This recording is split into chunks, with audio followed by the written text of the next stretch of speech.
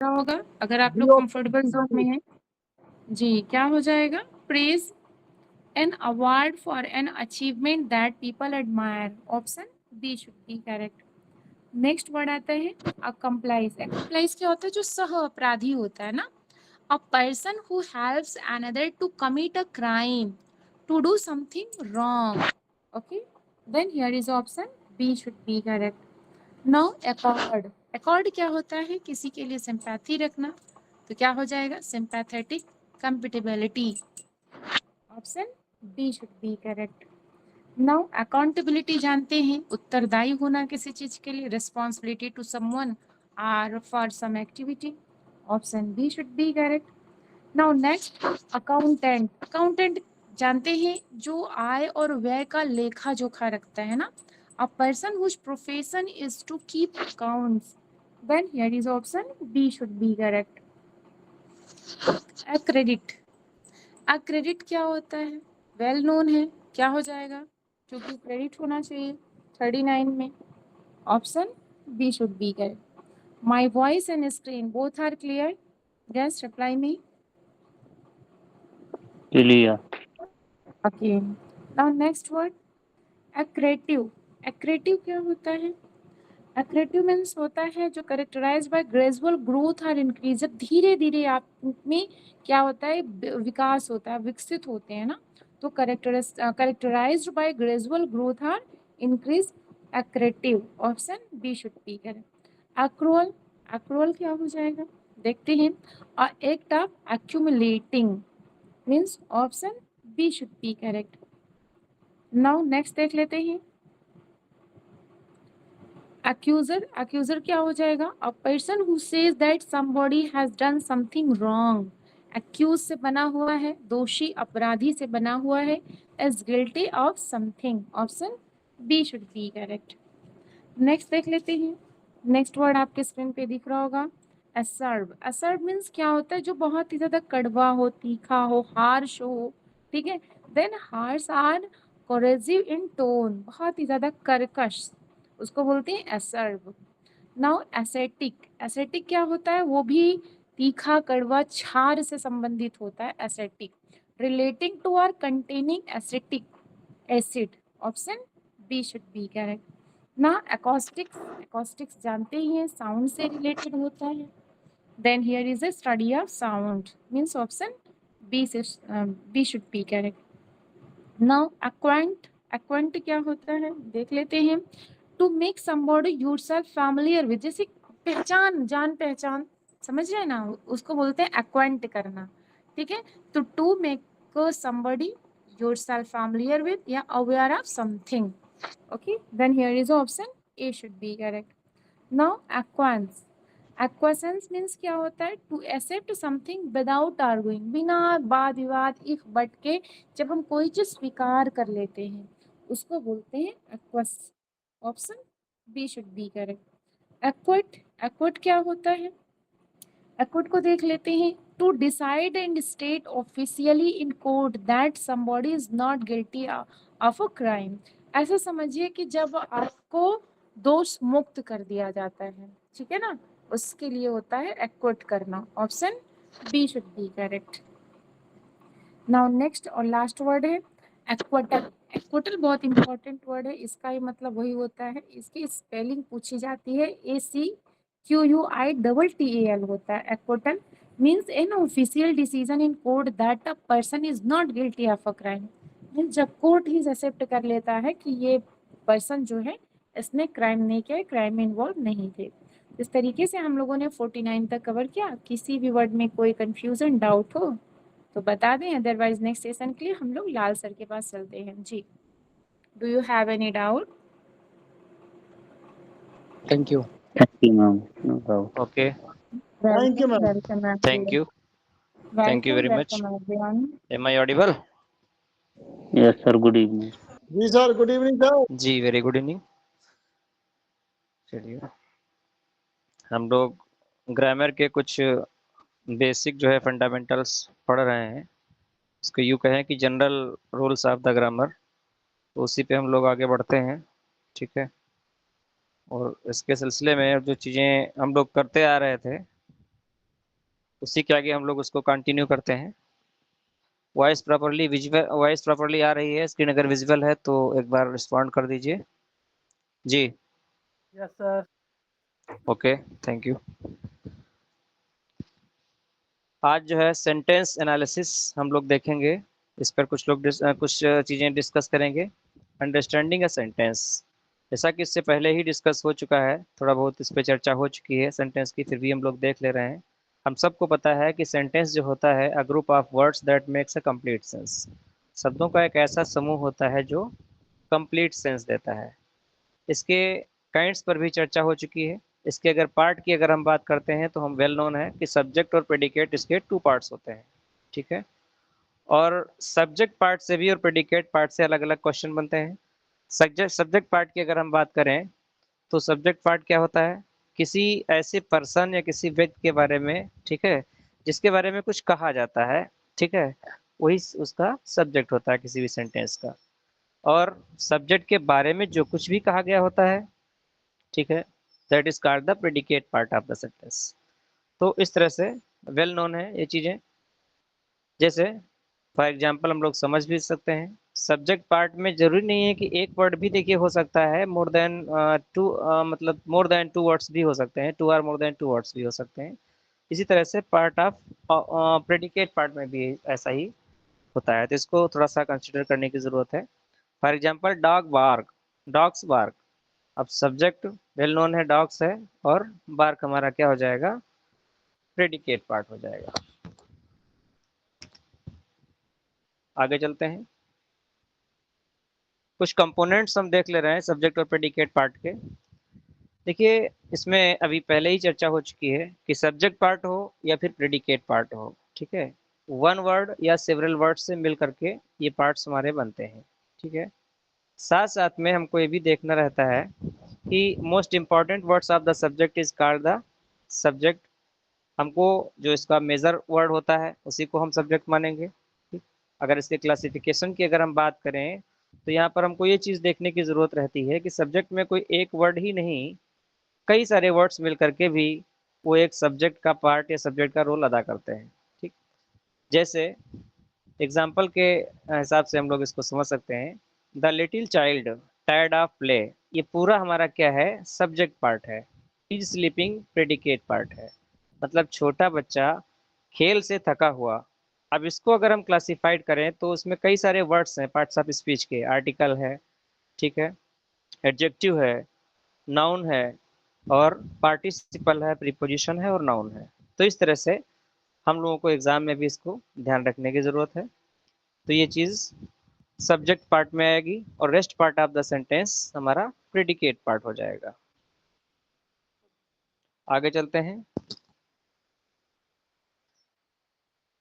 Predicate की अगर हम बात करें तो जस्ट लाइक सब्जेक्ट की तरह से एक वर्ड भी हो सकता है और मोर देन वन वर्ड भी हो सकता है, मीन्स कि सेवरल वर्ड्स भी हमारे प्रेडिकेट पार्ट में आते हैं।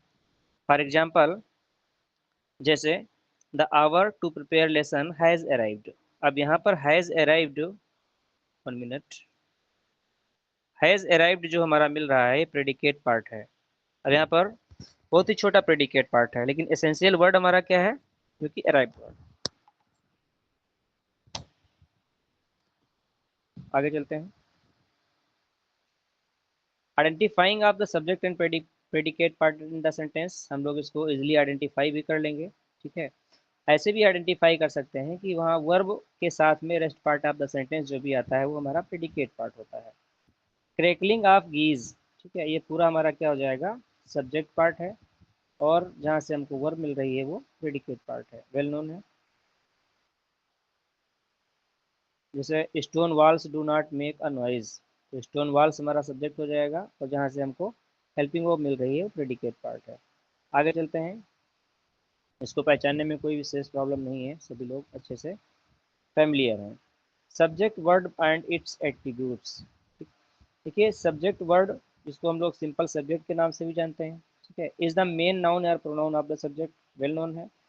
साथ साथ में इसको हमको ये देखना है कि इसके साथ में इसमें जो सब्जेक्ट वर्ड होता है इसके एट्रीब्यूट्स में क्या क्या आता है, ठीक है, वो एडजेक्टिव भी हो सकता है, और एडजेक्टिव के इक्विवेलेंट कोई वर्ड भी हमको मिल सकते हैं। जैसे इसके पहले आया हुआ एग्जांपल हम लोग थोड़ा सा डिस्कस कर ले रहे हैं। लिटिल चाइल्ड टाडा प्ले, जैसे कि अभी इससे पहले वाले में भी यही सेंटेंस हम लोगों ने देखा था। ठीक है, तो यहाँ पर ये जो पूरा है हमारा वो सब्जेक्ट है, और इसके नीचे वाला जो भी शेष पार्ट आपका बचा ये प्रेडिकेट पार्ट है। मेन सब्जेक्ट की अगर हम बात करते हैं, सिंपल सब्जेक्ट इसका क्या है, तो केवल सिंपल सब्जेक्ट या मेन सब्जेक्ट अगर इसमें से ही क्वेश्चन रेज कर दिया जाए तो चाइल्ड हो जाएगा केवल। हालांकि ये पूरा पार्ट हमारा जो है ये सब्जेक्ट का रोल अदा कर रहा है, बट जो सिंपल सब्जेक्ट है वो क्या है, चाइल्ड है। वॉइस आ रही है आप लोगों को पूरी तरह से? जी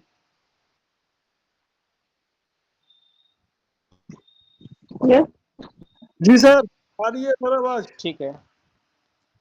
कोई प्रॉब्लम है आवाज में? वॉइस हल्की आ रही है? नहीं नहीं ठीक है सर, क्लियर है। Okay okay.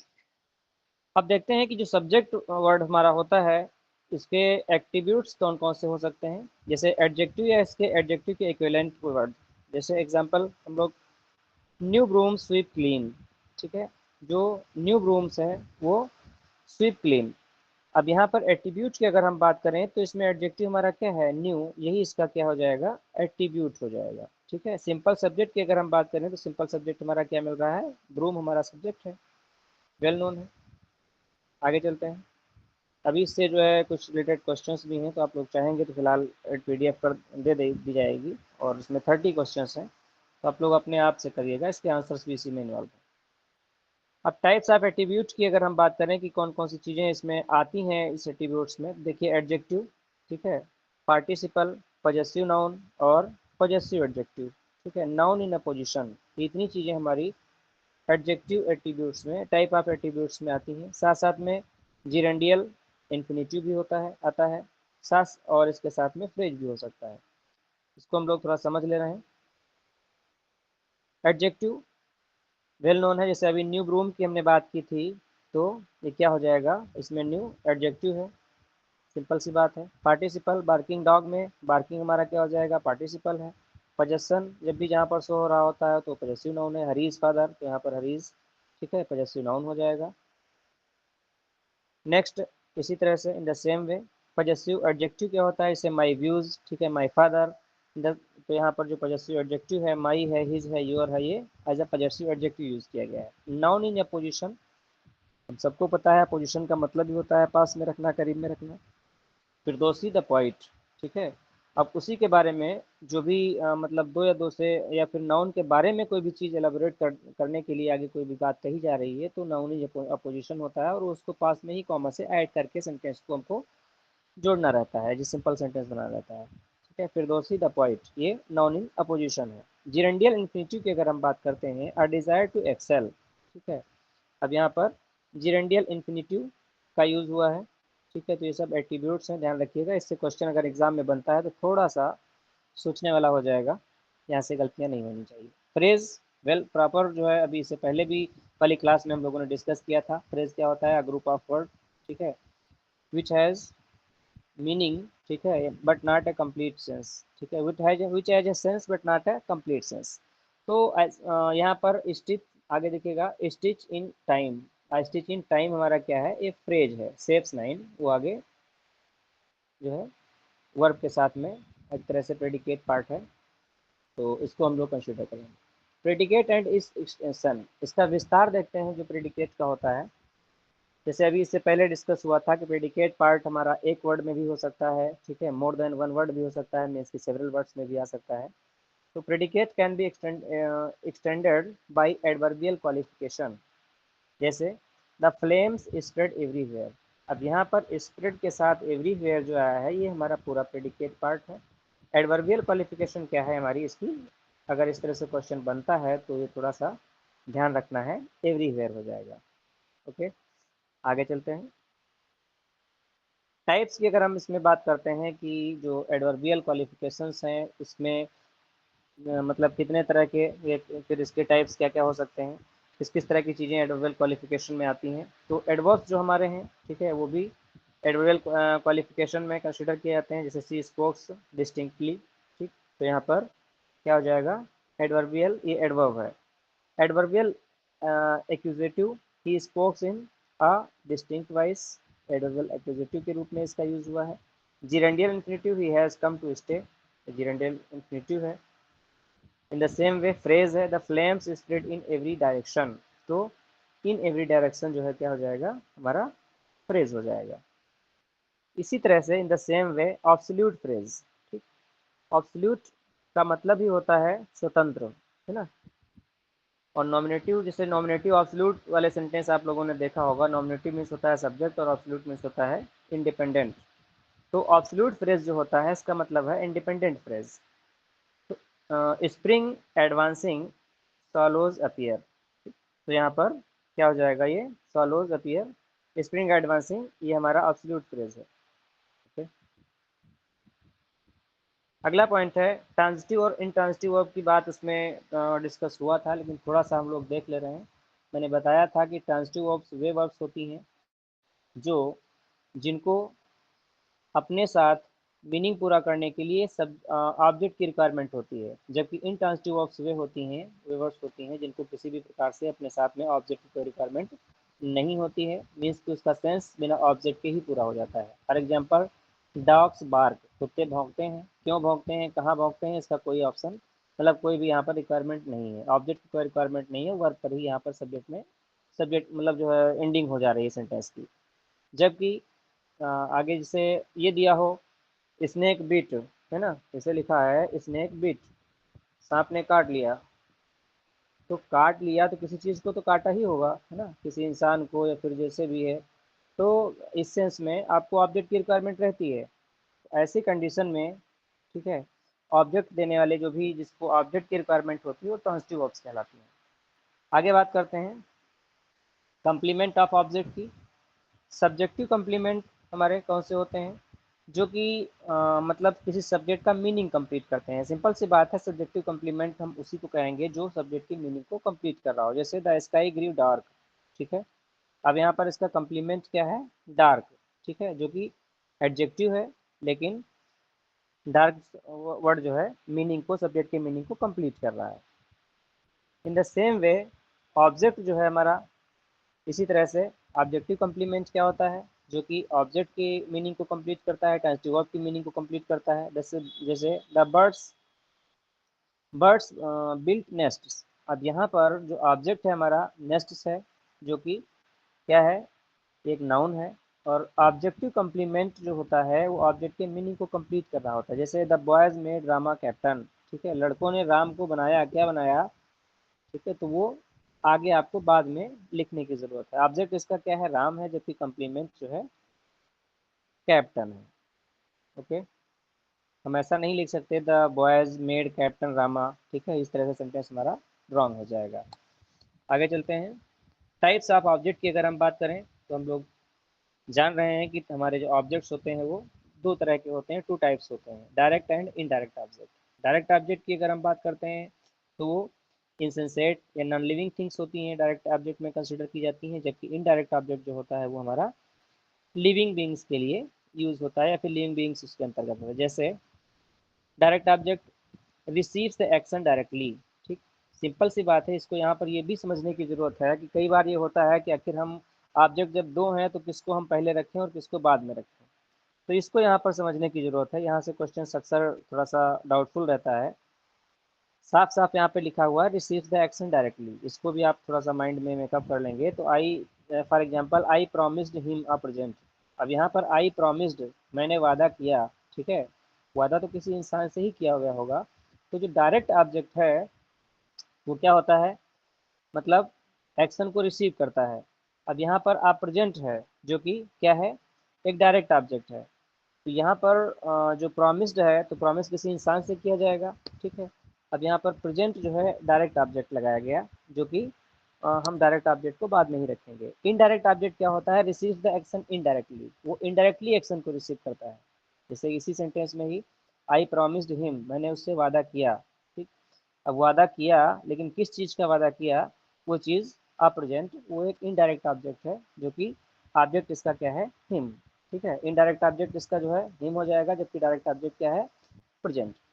तो इस तरह से इसको समझने की जरूरत है, इस चीज़ें थोड़ा सा ध्यान रहेंगी तो यहाँ से एग्जाम्स में कोई गलतियाँ कम होंगे। डिफरेंट फॉर्म्स ऑफ प्रेडिकेट की अगर हम बात करते हैं तो डायरेक्ट इंट्रांसिटिव ऑफ्स, ठीक, और ट्रांसिटिव ऑफ्स, जिसकी कि इससे पहले चर्चा हो चुकी है। जो इंट्रांसिटिव ऑफ्स, कई बार ऐसा होता है कि अभी पहले भी मैंने बताया कि ये अकेले भी आते हैं और इसके साथ साथ में प्रीपोजिशन के साथ में कोई मोर देन सेवरल वर्ड्स, मतलब मोर देन वन वर्ड्स भी हो सकते हैं। जैसे intransitive verbs dog bark, dogs bark. अब यहाँ पर इंट्रांसिटिव ऑफ बार्क है, लेकिन इंट्रांसिटिव ऑफ प्लस कंप्लीमेंट भी आपको देखने को मिल सकता है, जैसे द स्काई ग्रीव डार्क, ठीक है।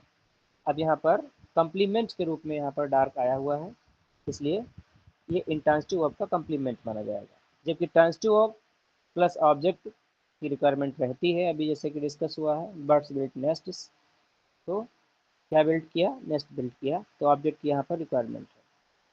इसी तरह से ट्रांसिटिव ऑफ टू ऑब्जेक्ट्स भी आते हैं, जैसे कि अभी इससे पहले भी हम लोगों ने देखा, आई प्रॉमिस्ड हिम अ प्रेजेंट। अब यहाँ पर दो ऑब्जेक्ट आ गए। Transitive of plus object plus complement के रूप में भी आपको सेंटेंस में देखने को मिल सकता है कि ऑब्जेक्ट भी है, इसके साथ साथ में उसका कंप्लीमेंट भी है। बिना कंप्लीमेंट के उसका मीनिंग जो है इनकम्प्लीट ही रहता है, इसीलिए उसको कंप्लीमेंट की रिक्वायरमेंट रहती है। For example, the boys made Rama, लड़कों ने राम को बनाया। क्या बनाया? अब अगर यहाँ पर हम इसका कंप्लीमेंट ना दें तो ये सेंटेंस हमारा इनकम्प्लीट रह जाएगा। मीन्स कि लड़कों ने राम को बनाया, क्या बनाया, वो चीज़ हमको एज ए कंप्लीमेंट लिखना है, तो कैप्टन बनाया, ठीक है। तो इस तरह से आज के लिए ये 10 पॉइंट्स थे। आगे आप लोग इसको जो है थोड़ा सा लेंदी हो जाएगा सेशन, चूँकि अभी और भी पढ़ना है। सेंटेंस एनालिसिस जो हम लोगों ने अभी पढ़ा है, इस पर कुछ क्विज भी तैयार किए गए हैं, इसको आप लोग अपने आप ईमानदारी से करिएगा। तो बताइएगा कि कितना क्या इसमें, वैसे तो खैर मोस्टली चीज़ें प्रोबेबली आप सभी लोग जान रहे हैं, क्योंकि अब इसको कराने का टाइम नहीं है, इसके आंसर्स भी साथ में इंक्लूड हैं। Okay, thank you class. आगे के सेशन के लिए सुरेश सर को थैंक यू, इनवाइट करेंगे। Thank you sir, Thank you. sir. Thank you very much. Thank you sir. Most welcome.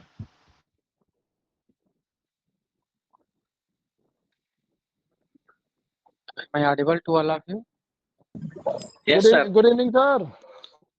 Good evening. Good evening.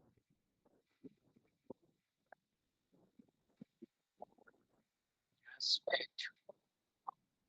I'm going to present my screen.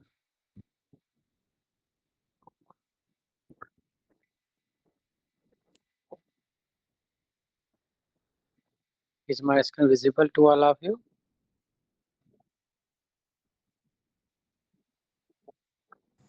Yes, sir.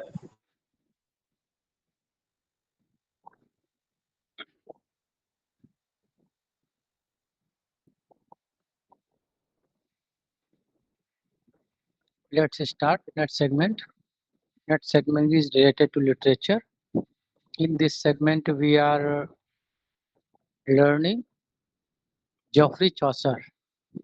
Geoffrey Chaucer is a prescribed writer of GIC syllabus, but Chaucer is important for every exams like TGT, PGT, LT, GIC, assistant professor, UGC NET, higher, PhD entrance. Everywhere you can see Geoffrey Chaucer because English begins with Geoffrey Chaucer.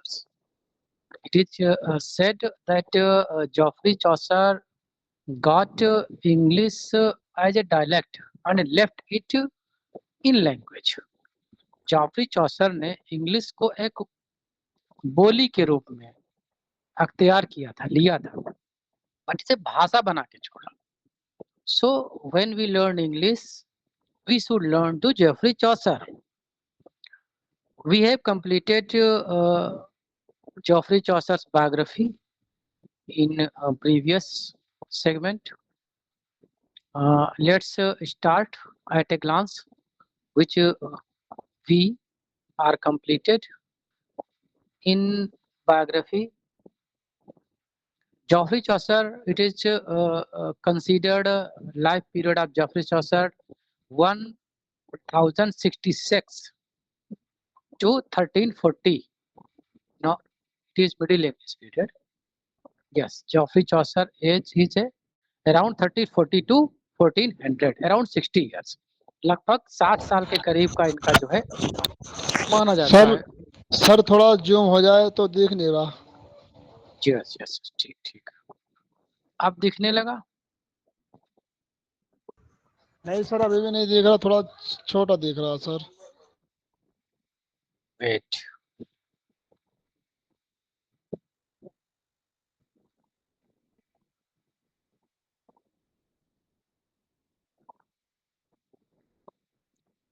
अब बताइए।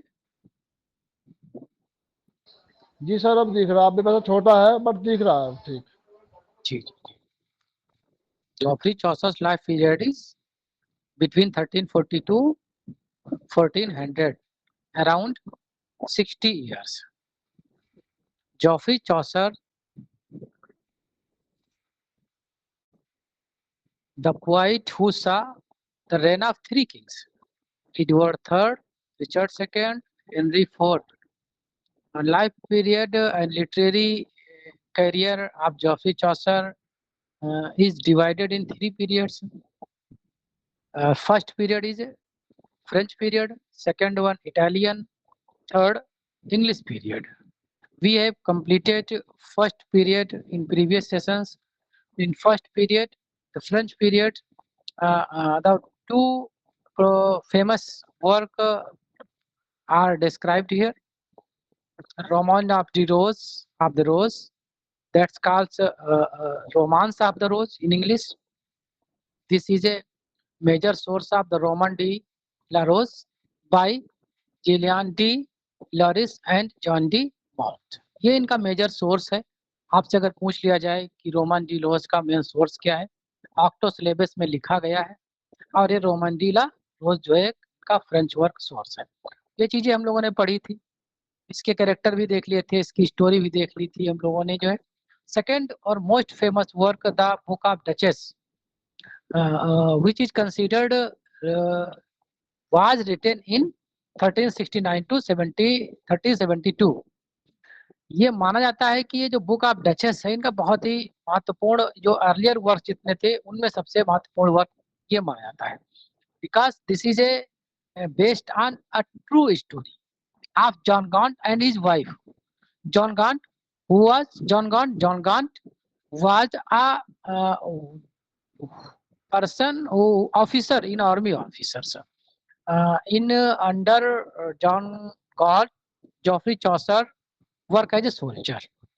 Under the John Gaunt, Geoffrey Chaucer work as a soldier.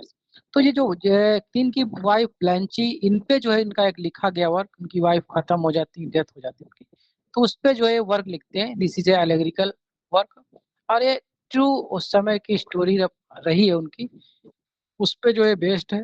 Dream vision इसमें अच्छा use किया गया है। We have already read that dream vision device is a most famous device which is used by Geoffrey Chaucer. Dream vision होता क्या है, इसमें एक कैरेक्टर होता है और जो सपने में चला जाता है। किसी वर्क में कुछ कैरेक्टर ऐसे डिपिक्ट कर दिए गए, जो सपना दिखा दिया गया कि सपने में कैरेक्टर दिख रहा है। आप हिंदी मूवीज में भी देखते हो कि कोई कैरेक्टर है जो कहीं पर लेटा है, वो सो गया है सपने में, उसकी स्टोरी चलती रहती है, तो उसका सब कुछ स्टोरी सपने में ही हो जाती है, तो वो that's called dream vision device. तो इनका एक फेमस डिवाइस रहा है। इन्हें रोमन और एलेजी तीनों चीजें कंसीडर की जाती हैं। इसके कैरेक्टर भी हम लोगों ने देख लिए थे। नेक्स्ट जो हम लोगों का पीरियड है वो है इटालियन पीरियड। इटालियन पीरियड जो है बहुत महत्वपूर्ण पीरियड है। यहाँ तक के तो हम लोगों ने प्रीवियस के पे सेशंस में पढ़ लिए थी चीजें। आज जो है जो इनका इटालियन पीरियड है, जो फर्स्ट पीरियड था वो फ्रेंच पीरियड था, जो इनका शुरुआती जो लिटरेचर स्टार्ट हुआ, जहाँ से माना जाता है कि लगभग 1360 के करीब में इनका लिटरेरी करियर स्टार्ट होता है। 58 भी कंसीडर किया जाता है, because in that period dates was no certain, कोई डेट्स जो है सर्टेन नहीं थी। आज भी जो है उनकी सर्टेनिटी नहीं हो पाई है कि इनका डेट ऑफ बर्थ क्या है, डेट ऑफ डेथ क्या है, कब लिटरेरी करियर इनका स्टार्ट हुआ, नो सर्टेन डेट, बट हम अंदाजा लगा लेते हैं कि इतने इतने से लगभग जो है हुआ होगा। तो जो पहला पीरियड है उनका लगभग अर्ली करियर जो स्टार्ट होता है 72 तक के चलता है, 72 तक के फ्रेंच पीरियड, और सेकंड पीरियड आता है इनका 1373 टू 85 के पीरियड बीच में माना जाता है।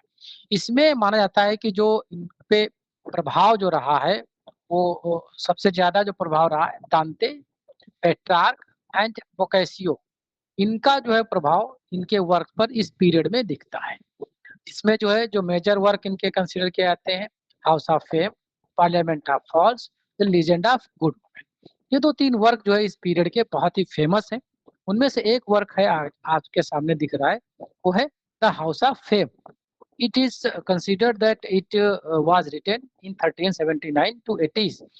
This work has close to resemblance with Dante's Divine Comedy. If anyone asked you which work of Geoffrey Chaucer's resembled with Dante's Divine Comedy, what answer should be your? The House of Fame. The House of Fame. House of Fame जो है दांते की दीवान comedy पर based है और उससे जो है मॉडल्ड है और उससे रिजेंबल करता है। इसमें जो है जो वर्जिल है, वर्जिल के भी कुछ जो है फीचर्स मिलते हैं, क्योंकि इसमें एक जो कैरेक्टर इन्होंने लिया है ईगल, जो ईगल कैरेक्टर है ये कैरेक्टर लिया गया है वर्जिल से, तो इसलिए कहा जा सकता है कि जो द हाउस ऑफ फेम है ये मॉडल तो दांते की डिवाइन कॉमेडी पे, बट रेफरेंस जो है वर्जिल से भी इनका जो है मिलता है।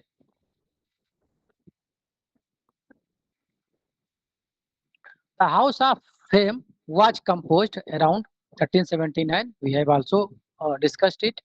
एनालिसिस अगर इस पोएम की बात कर लिया जाए तो ये जो है अर्लियर वर्क माना जाता है चौसर का। The poem often analyse exploration of the theme such as the nature of the fame. एक थीम है इसकी, क्या है? The nature of fame, the unpredictability of fortune. एक दूसरी थीम है इसकी the complexities of human desires. एक तीसरी थीम इनकी मिल जाती है Chaucer employs dream vision genre. Dream vision genre मतलब एक पद्धति ही उन्होंने बना दी कि भैया सपने में हम कैरेक्टर को ले जाएंगे और सारी स्टोरी कैरेक्टर के सपने में ही चलेगी। ये जो है जो इसका मेन थीम के साथ साथ में जिसका मोटिव है रिकॉग्निशन, रेपुटेशन, उस समय के टाइम पर ये माना जाता है।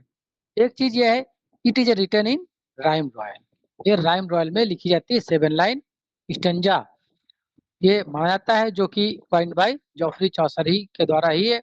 चौसरियन स्टेंजा भी इसे बोला जाता है जो इन्हीं के द्वारा कॉइन किया जाता है। आगे इसकी इस वर्क में कॉइन किया है, आगे हम लोग डिस्कस करेंगे। इसमें एक नरेटर है जो प्रोटोगनिस्ट के रूप में है और उसका कोई नाम खास नहीं है, कोई नरेट करता है स्टोरी। एक ईगल कैरेक्टर के रूप में है जो सुपरनेचुरल एलिमेंट के रूप में दिखाया गया है, और तमाम जो इसमें कैरेक्टर और भी जो है उस समय की कंटेम्प्रेरी जो इनके कोर्टियर थे, जो राइटर्स थे, उनको भी एलोगरिकल रूप में इसमें जो है इन्होंने डिपिक्ट किया है। पोएम जो है एक हाउस ऑफ फेम मतलब एक ग्लास का घर होता है, उसमें जो है स्टोरी ये सेट है और वहीं पर जो है पोएम का चारों तरफ से चलती है स्टोरी और वेरियस कैरेक्टर एकत्रित होते हैं और आगे नरेट करते हैं अपनी अपनी बात को। The house of fame complex the multi layered poem reward careful analysis offering the insight both medieval society of this time. उस समय की सोसाइटी को जो है डिपिक्ट किया गया है। सबसे जो इम्पोर्टेंट वर्क है अर्लियर में ये भी एक इनका है द पार्लियामेंट ऑफ फॉल। ये भी एक एलिग्रिकल है और इसमें होता क्या है कि ये वैलेंटाइंस डे पर जो है को सेलिब्रेट करता है। इस डे को ज़्यादा इम्फसाइज यहाँ पर किया गया है। 1382 में जो है ये माना जाता है कि ये वर्क आता है। वैसे जो वैलेंटाइंस जो एसटी वैलेंटाइंस होते हैं उसमें क्रिश्चियनिटी फेथ में है, ये माना जाता है कि इनकी जो पूजा करते हैं लोग, जो इनका स्मरण करते हैं, तो वो अपने जो ट्रू लव होता है उसको वो पा पाते हैं, पाने में सफल हो जाते हैं। इसी पर्पज को देखते हुए वैलेंटाइंस डे जो है लवर्स के बीच में अपनी केमिस्ट्री स्थापित करने के लिए डे मनाया भी जाता है। तो इस डे को जो है यहाँ पर एम्फसाइज किया गया है।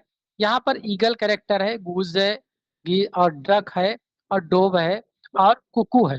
ये कुछ मेजर कैरेक्टर है। हालांकि ईगल जो है अभी इसके पहले वाले वर्क में भी हम लोगों ने देखा, वहां पे भी मिलता है, लेकिन यहाँ पर ईगल के साथ में वेरियस कैरेक्टर्स बर्ड्स के यहाँ पर और देखने को मिलते हैं।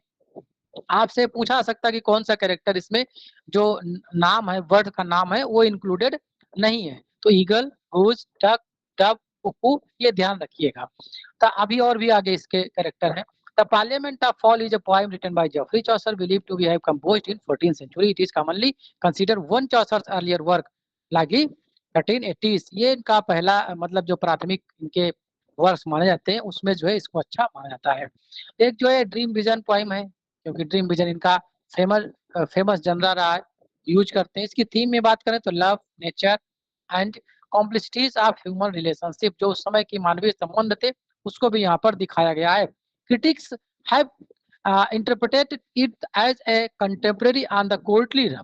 क्रिटिक्स जो मानते हैं कि ये जो वर्क है इनका, ये जो है उस समय के कोर्टली लव पे जो है ये बेस्ड है। And social hierarchy of Chaucer's time, जो सोशल हायरार्की उस समय के चौसर्स के टाइम पे थी, वो सारी चीजें इसमें डिपिक्ट की गई हैं। ये जो है होता क्या है, पार्लियामेंट ऑफ द वर्ड्स, एक दूसरा नाम इसका है पार्लियामेंट ऑफ द वर्ड्स और द असेंबली ऑफ, ये कुछ सेकेंडरी नेम है इस वर्क के। एक तो नाम आपने अभी कौन सा पढ़ा, द पार्लियामेंट ऑफ फॉल। अब जो उसके दूसरे नाम भी हैं, दूसरा नाम क्या है, Parliament of Birds or the Assembly of Fowls. ये जो है उसी से मिलते हुए बोकासियोस टेसिडा, ये वर्क जो है इनका मेन रेफरेंस के रूप में आता है। एंड द रोमन डी ला रोज, ये भी इनका जो है एक मेजर वर्क माना जाता है।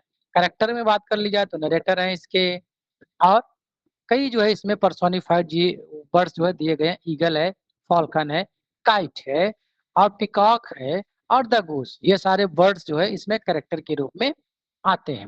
वैलेंटाइंस डे को जो है इसमें एम्फसाइज किया गया है। ईगल और फॉल्कन इसका मेन कैरेक्टर के रूप में दिखाए गए हैं। Through the allegory of birds courtship rituals was depicted by Chaucer in this work, offering a satirical commentary on the conversation of courtly love and social hierarchy. Next work is The Legend of Good Women. ये 1384 में लिखा जाता है। इसके पहले आ जाता है हमारा Troilus and Cressida. We should read Troilus and Cressida before Good Women of Legend. Next work जो हमारा है ये ट्रायलस एंड क्रेसिडा 80 से 83 में आता है, पहले इसको पढ़ना चाहिए। और जो हमारा लीजेंड ऑफ गुड वुमेन है ये 84 में आता है, तो इसको बाद में पढ़ेंगे, तब जो है क्रोनोलॉजी अच्छे से समझ में आएगी। ट्रायलस एंड क्रेसिडा एक ओरिजिनल वर्क माना जाता है क्योंकि ये ट्रोजन वार पर बेस्ड है। और इसमें जो है जो पोइम है ये फिलियोस्ट्रेटो बाई बोकेसियो इसका जो है मेन सोर्स है, और ये राइम रॉयल में जो है लिखी गई है। और ये वर्क ऐसा है जिसमें जो है जेफरी चौसर ने राइम रॉयल को इंट्रोड्यूस किया है। वर्क जो है पूरा ट्रोजन वार पर बेस्ड है और ये क्लासिकल रेफरेंस इसमें इलियड बाई होमर मिलता है। ये जो इसकी जो पोइम है known as a exploration of love, fate and human conditions, Troilus and Criseyde. एक चीज और है कि अभी तक के जितने भी वर्क आए थे जेफरी चौसर के, उनमें जो है ट्रायलस और क्रेसिडा एक जेन्युइन स्टोरी पर बेस्ड है। इसके पहले जितने भी वर्क आए हैं उनमें जनरली जो वुमेन्स का कैरेक्टर डिपिक्ट किया गया है वो इनफिडल डिपिक्ट कर दिया गया या फिर निगेटिव एस्पेक्ट वुमेन का डिपिक्ट किया गया है। ट्रायलस एंड क्रेसिडा भी उसी का एक एग्जांपल है कि इसमें जो है ट्रायलस क्रेसिडा को जो है इनफिडल घोषित कर दिया गया था, बता दिया गया कि दूसरी जगह जाके वहां पर उसने शादी कर लिया था। यहाँ से जो है जेफरी चौसर की जो एक आइडेंटिटी बन गई कि ये वुमेन का निगेटिव एस्पेक्ट डिपेंड करते हैं, एंटी वुमेन जो है राइटर बनते जा रहे हैं जेफरी चौसर। तभी जो है उससे जो है प्रेरित होकर के कि मेरी तो छवि ही बिल्कुल बदलती जा रही है, तब इन्होंने लिखा था the Legend of Good Women. ये एक इनकम्प्लीट वर्क माना जाता है, लेकिन यहाँ पर जो है इन्होंने 9 वुमेन्स की स्टोरी डिपिक्ट करी जिसमें पाइयस कैरेक्टर को जो है डिपिक्ट किया, उनके पॉजिटिव कैरेक्टर को डिपिक्ट किया। यहाँ पर ट्रायलस एंड क्रेसिडा तक के जितने भी वर्क आए हैं सब में जनरली जेफरी चौसर ने वुमेन्स का निगेटिव कैरेक्टर जो है डिपिक्ट किया है। यहाँ पर जो ट्रायलस एंड क्रेसिडा है ट्रोजन वार पर बेस्ड है। 5 बुक्स में रिटर्न गई है। राइम रॉयल इसमें स्टेंजा 5 और 7 लाइन का होता है, यूज किया गया है। ट्रायलस क्रेसिडा में कैरेक्टर कौन से हैं? ट्रायलस है, क्रेसिडा है, पेंडारस है और क्रेसिडा और कैल्चियस और TMUD, ये कुछ मेन कैरेक्टर हैं ट्रॉलस एंड क्रेसिडा के। अगर हम ट्रॉलस एंड क्रेसिडा तक की चीजों को देखते हैं, आगे जो इनका एक पॉजिटिव और सकारात्मक मोटिव लेके आया है, वो वर्क इनका आता है the Legend of Good women. It is considered that it was written in 1384 to 1386. 9 women's की स्टोरी इसमें डिपिक्ट करी गई है। ये इनकम्प्लीट वर्क जो है माना जाता है। इसमें कैरेक्टर्स में देखा जाए तो क्लियोपेट्रा एंड डिडो, ये 2 कैरेक्टर जो है the Legend of Good women से काफी इंपॉर्टेंट है। इसी में जो है हीरोइक कपलेट का इस्तेमाल किया गया है, ये कंपोजिशन इसकी हीरोइक कपलेट में। बोकासियोस के मेलबरस जो है इसका एक मेन सोर्स और रेफरेंस माना जाता है। क्लियोपेट्रा इसका कैरेक्टर बहुत इंपॉर्टेंट हो जाता है, क्योंकि शेक्सपियर के जो है एंटनी एंड क्लियोपेट्रा में मिल जाएगा, ड्राइडन के जो है अल्फा लव में मिल जाएगा, और चासर के जो है the Legend of Good women में मिल जाएगा। इस तरह का अगर कैरेक्टर पीजीटी और जीआईसी में बन गया कैरेक्टर से क्वेश्चन, तो थोड़ा मुसीबत पैदा कर सकता है। जो लोग जो है पीजीटी जीआईसी को नहीं पढ़े हैं, सिर्फ टीजीटी पढ़े हैं और नन ऑफ एबव अगर आ गया तो फिर उनके लिए मुसीबत पैदा कर देगा। इसीलिए कहते हैं कि सिर्फ जो टीजीटी पे फोकस्ड हैं वो लोग भी जो है पीजीटी का बेसिक लेवल या जीआईसी का बेसिक लेवल जरूर देख लें, 2-3-4 नंबर जो है उनके ट्रेंड ग्रेजुएट में प्लस हो जाएंगे। बाकी एक चीज और है कि अभी जो है आयोग की तरफ से कोई बहुत बड़ी गतिविधि नहीं है।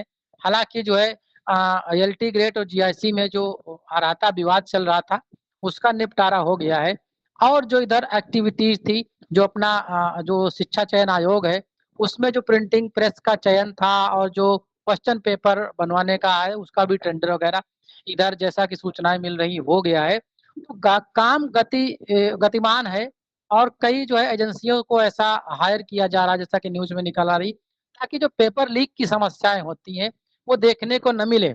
तो ऐसा नहीं है कि जो है डेट तो जरूर नहीं है, तो एक निराशा है, लेकिन इसके साथ साथ में जो सरकार की अपनी गतिविधियां हैं वो निरंतर गतिमान है, और आगे आने वाले समय में जो ही ये सारी चीजें औपचारिकताएं पूरी कर ली जाएंगी तो आपको सामने डेट जो है देखने को मिल सकती है।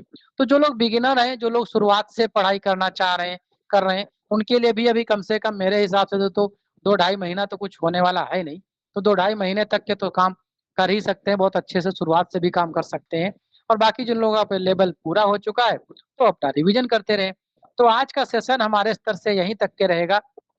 कल हम मिलते हैं आप लोगों से एज यूजुअल इसी के टाइम, इसलिए आज के लिए यहीं तक के। Good night, thank you. Good evening, good night sir, thank you sir, good night sir. Good night sir, thank you. Good night.